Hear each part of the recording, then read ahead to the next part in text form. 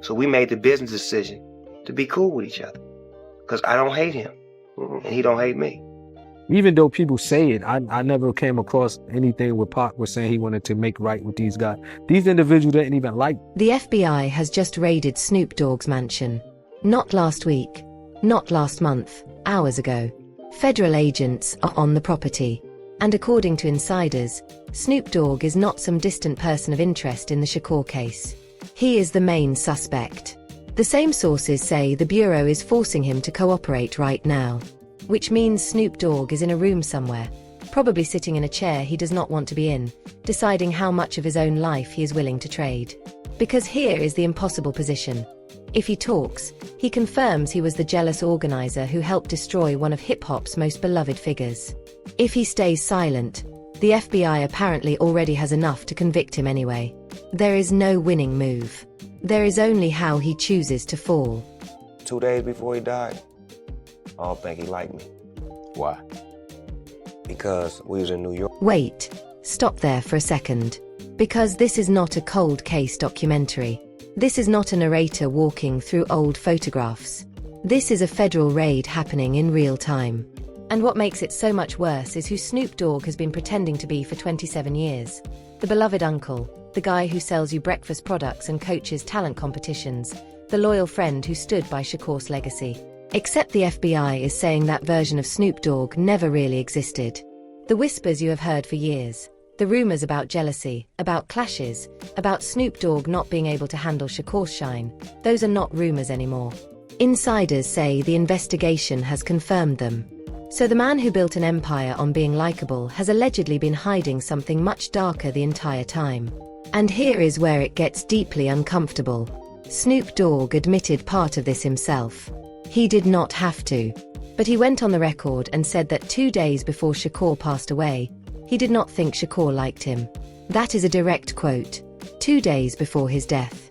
That alone is already strange. Why would two best friends, the guys who made a classic track together, suddenly be fractured right before one of them gets shot? But Snoop Dogg always framed it as rap tension, business issues, nothing personal. Except now, the FBI is reportedly treating that tension as motive. And Napoleon, a former member of Shakur's group, has been saying for years that Snoop Dogg was jealous, that he could not handle Shakur coming in and taking all the attention. At the time, people called that bitterness. Now, it looks different. Now, it looks like someone who saw something real. So what is Snoop Dogg telling the FBI right now? That is the question that should be making a lot of people very nervous. Because insiders say he is already naming names. Not hypothetical names, but real people. He is in a room with federal agents, and the deal being offered to him is simple. Give us everyone, or we bury you. And here is the thing about a man in that position. He is going to talk. He is going to give up everyone he can. The only real question is how many names he takes down with him before his lawyers even finish dialing. That is the engine of this story, not whether Snoop Dogg did it. The FBI apparently already has enough to make that case. The story is watching him decide who else falls. Each name becomes a new headline. A new phone call that someone famous does not want to receive. This is a 5.5 hour flight. Don't nobody say one word to me. Not one word. Just having conversations and doing all kinds of things, saying nothing. But do not make the mistake of thinking the FBI started with Snoop Dogg. They did not. The raid had to come from somewhere. Someone already talked. Someone already flipped before agents ever knocked on Snoop Dogg's door. And that is the paranoid part that makes this whole situation feel like a net closing in. Because if federal agents are moving on a celebrity of this size, they are not acting on old rumors from YouTube channels. They are acting because someone inside the conspiracy gave them something real. A name, a date, a location, something that made a judge sign a warrant. So, who was it? Who gave up Snoop Dogg? And more importantly, what else have they already said? Because whatever they said, it was enough to turn Snoop Dogg from a beloved icon into a forced cooperator. Now look at the pattern. In September 2023, Keefe D was arrested, the first and only arrest in 27 years. Then the FBI raided Keefe D's home. They took computers, cell phones, even a copy of his own memoir. The case went quiet for a while. Everyone thought maybe it had stalled, But it did not. It was moving up the chain. And now the chain has reached Snoop Dogg. That means someone in between gave someone up. That means the FBI has been building this case for months, maybe longer. And Snoop Dogg is just the biggest name they have flipped so far. Not the only name, the biggest one. So how many other people are sweating right now? How many publicists are on the phone? How many lawyers are being woken up in the middle of the night? Here is where the story gets even stranger. In 2022, while this investigation was apparently building quietly, Snoop Dogg bought Death Row Records. The label Suge Knight built, the label tied directly to Tupac Shakur's legacy. He bought the whole thing. So while federal agents were allegedly building a case that he helped orchestrate Tupac Shakur's death, Snoop Dogg was literally purchasing the estate of the man he reportedly helped to dismantle. That is not just irony. That is the kind of detail that makes you stop and ask what he was thinking. Did he think no one would notice? Did he think the case would never catch up to him? Or did he think owning Death Row Records would let him control the story, rewrite history, and turn the whole situation into just another business asset? Whatever he thought, it is not working.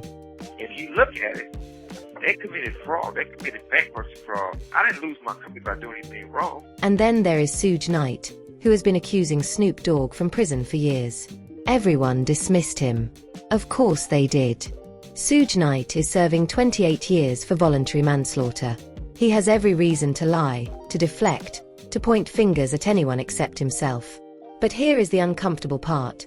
Sometimes the bitter, angry, self-interested accuser turns out to have been telling the truth all along. Not because he is a good person, but because he was there. Suge Knight was in the BMW. He is the only living witness from inside that car. And he has been saying for years that Snoop Dogg was involved, that he was jealous, that he had reasons to want Tupac Shakur gone. At the time, it sounded like prison talk. Now, after an FBI raid, it sounds much more like someone who knew exactly what he was talking about. Suge Knight also claims that Snoop Dogg tried to bail out Keefe D. According to him, people connected to Snoop Dogg were making calls, trying to get Keefe D out of custody because he was talking too much. Now, is that proven? No. It is Suge Knight's word, and he has a long history of making unreliable claims. But here is why it is not so easy to dismiss. If it is not true, why is Snoop Dogg not denying it more aggressively? Why has his only response been to say Suge Knight is angry because Snoop Dogg owns Death Row Records? That is not a denial, that is a dismissal. And dismissals look very different from actual denials when federal agents are already inside your house. If someone falsely accused you of trying to bail out a criminal suspect, would you just shrug and say they are jealous? Or would you clearly deny it? Think about what Snoop Dogg has been doing while all of this has been unfolding. The public appearances, the family branding, the television coaching roles, the commercials. He has been everywhere, smiling, playing the lovable figure that everyone recognizes. And all the while, according to insiders, the FBI was building a case that he helped organize one of the most infamous events in music history. That gap between the public image and the alleged reality is where the real scandal exists. Because it is not just about what Snoop Dogg allegedly did in 1996. It is about what he has been doing for the 27 years since. The interviews, the tributes, the emotional memorial posts, the induction speeches. If the FBI is right, every single one of those moments was a performance. I think when you look back, look at people's careers, often they think, well, wow, that was the guy from this era, or this is the singer from that era. I feel like strangely about you is you keep having different eras and you keep showing up and kind of upping your game.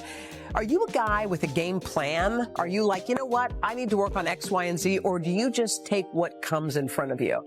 I think I'm organized confusion. And the people around him, they had to know something.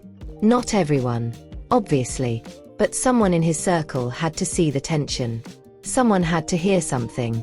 Someone had to wonder why Snoop Dogg and Tupac Shakur were not as close as the public believed. Napoleon has been saying it openly for years. Alan Hughes, the documentary filmmaker, said that Snoop Dogg deliberately dimmed his own light so Tupac Shakur could shine. Here is where the story becomes even stranger. In 2022, while this investigation was reportedly building quietly, Snoop Dogg bought Death Row Records. the label Suge Knight built, the label directly tied to Tupac Shakur's legacy. He bought the entire thing. So while federal agents were allegedly building a case that he helped orchestrate Tupac Shakur's death, Snoop Dogg was literally purchasing the estate of the man he is accused of helping to bring down. That is not just irony. That is the kind of detail that makes you stop and question what he was thinking. Did he believe no one would notice? Did he think the case would never catch up to him? Or did he think owning Death Row Records would allow him to control the narrative, rewrite history, and turn everything into just another business asset? Whatever he believed, it is not working. And then there is Suge Knight, who has been accusing Snoop Dogg from prison for years. Everyone dismissed him. Of course they did. Suge Knight is serving 28 years for voluntary manslaughter. He has every reason to lie, to deflect, and to point fingers at anyone but himself. But here is the uncomfortable truth. Sometimes a bitter, self-interested accuser turns out to have been telling the truth all along, not because he is a good person, but because he was there. Suge Knight was in the BMW. He is the only living witness from inside that car. And for years, he has claimed that Snoop Dogg was involved, that he was jealous, and that he had reasons to want Tupac Shakur gone. At the time, it sounded like prison talk. Now, after an FBI raid, it sounds much more like someone who may have known exactly what he was talking about. Suge Knight also claims that Snoop Dogg tried to bail out Keefe D. According to him, people connected to Snoop Dogg were making calls, trying to get Keefe D out of custody because he was talking too much. Is that proven? No. It is Suge Knight's word, and he has a history of making unreliable claims. But here is why it cannot be dismissed so easily. If it is not true, why is Snoop Dogg not denying it more aggressively? Why has his only response been to say that Suge Knight is angry because Snoop Dogg owns Death Row Records? That is not a denial. That is a dismissal. And dismissals look very different from clear denials, especially when federal agents are already inside your home. If someone falsely accused you of trying to bail out a criminal suspect, would you simply shrug and call them jealous? Or would you deny it clearly?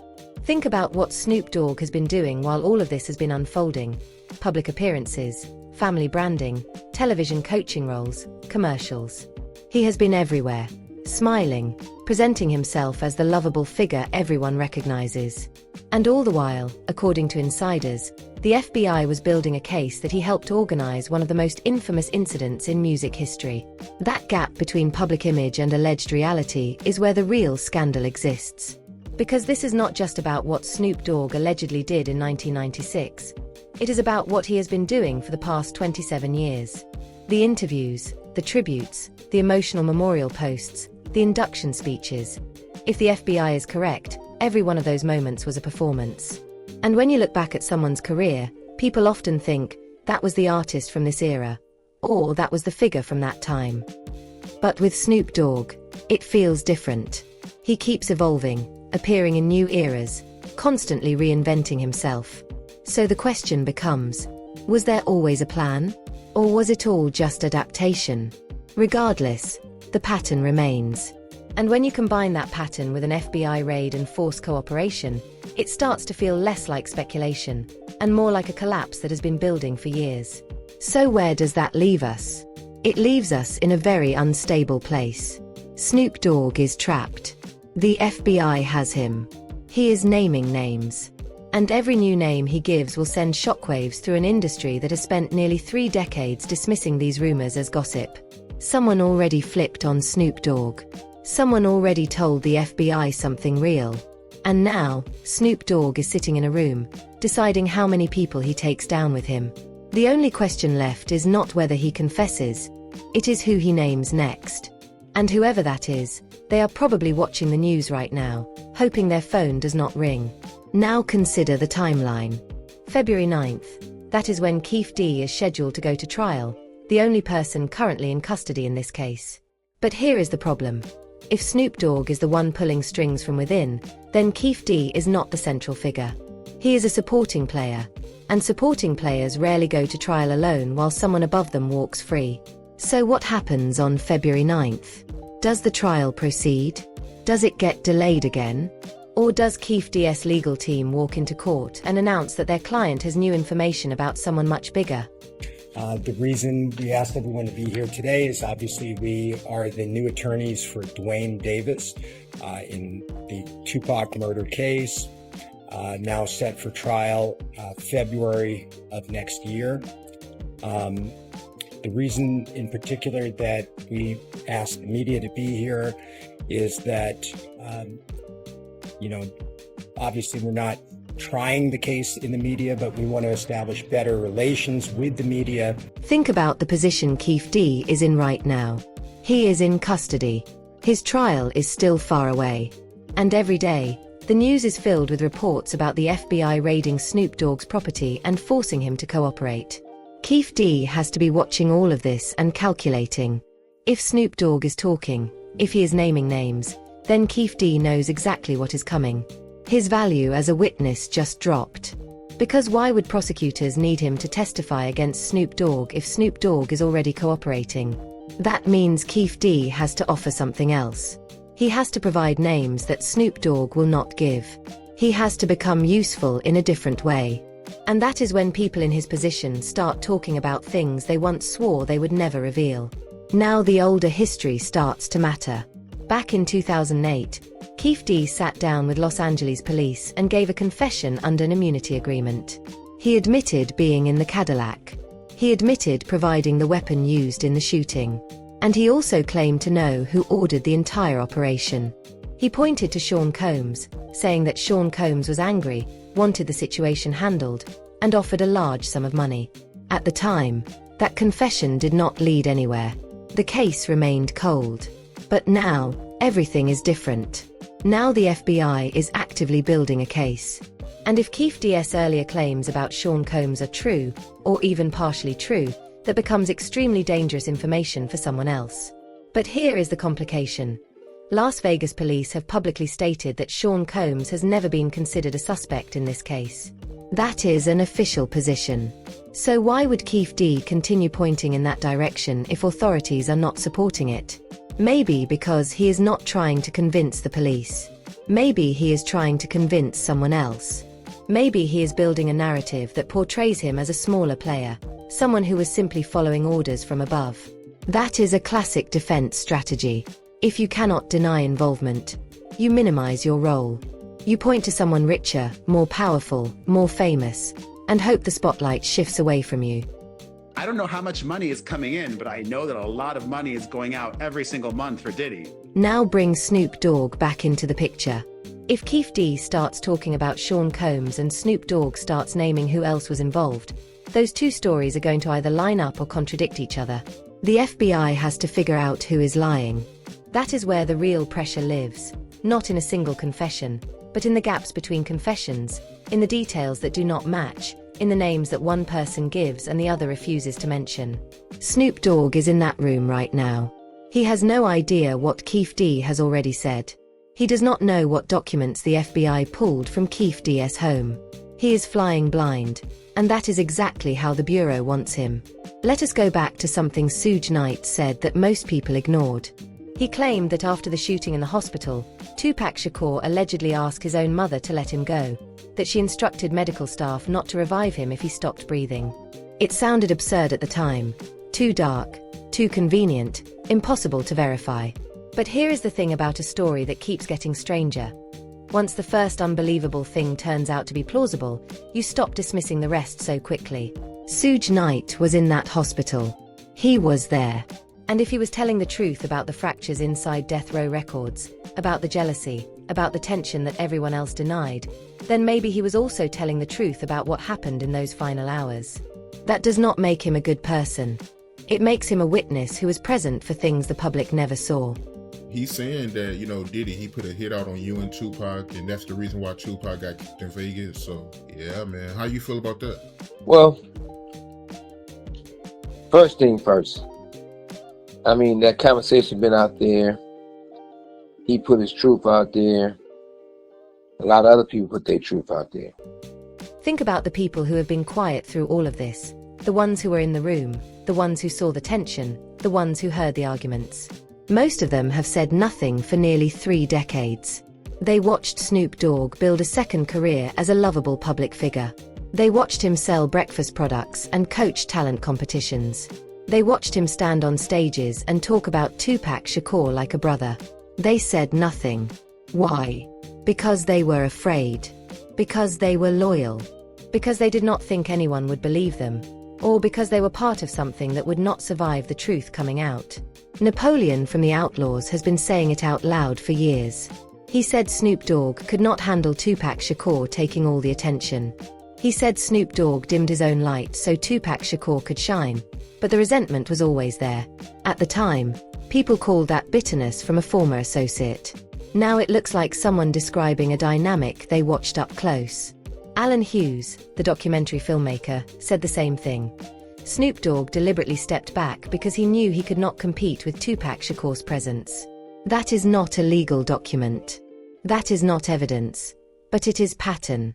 And when you combine that pattern with an FBI raid and forced cooperation, the pattern starts to feel heavier. So where does this leave the legal timeline? Keefe D's trial is set for February 9th, 2026. But that is more than a year away. A lot can change in that time. New witnesses may appear. New cooperation agreements may be signed. New charges could be filed against additional people. If Snoop Dogg is giving the FBI everything he has, the investigation could widen before the trial even begins. The prosecution could decide that Keefe D is not the target they really want. They could delay the trial. They could add new defendants. They could turn the whole case upside down. The only thing that seems certain is that nothing is certain.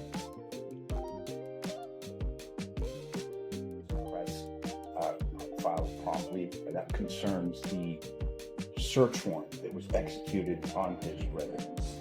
That search warrant contains a nighttime clause, which is curious. You've got a case that's nearly 30 years old, yet you have this 24-hour nighttime search, this 24-hour authorization. So that's the first of several motions that you file.